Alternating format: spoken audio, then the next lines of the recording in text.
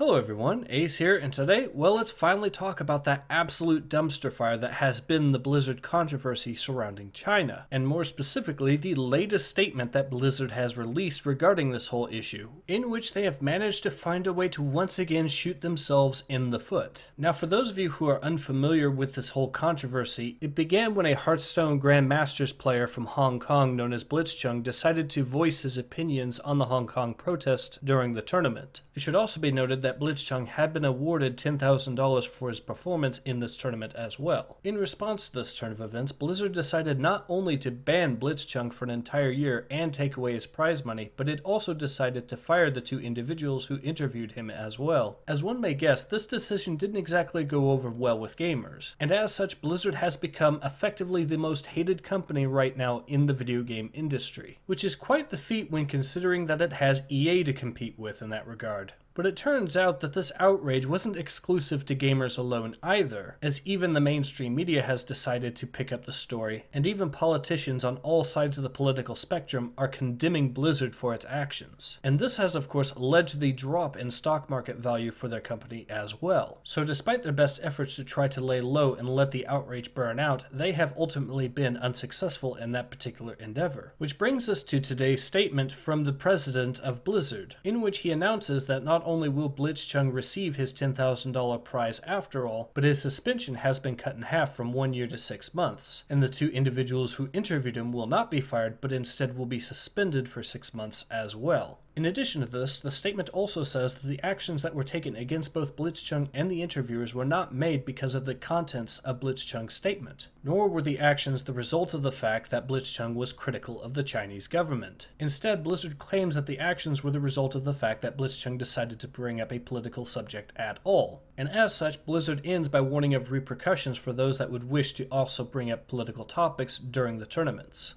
There's a few problems with this particular statement.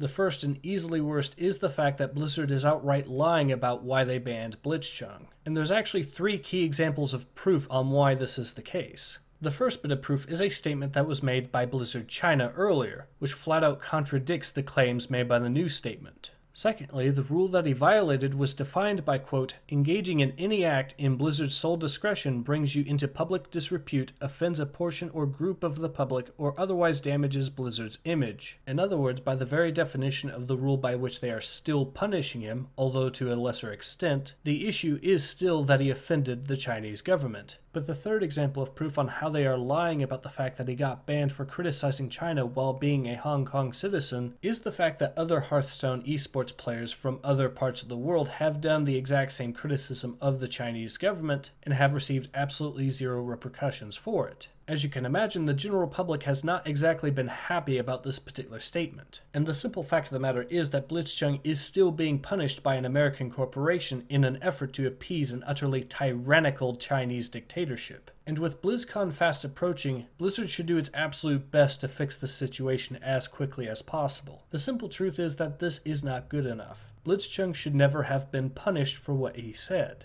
And even though I don't exactly agree with his decision to bring this up during the tournament, he should have been allowed to say it. And considering that he's willing to risk life and limb at the hands of the Chinese government for saying it, he still has clearly earned my respect. Hopefully the continuous pressure will force Blizzard to reconsider punishing him in any way whatsoever.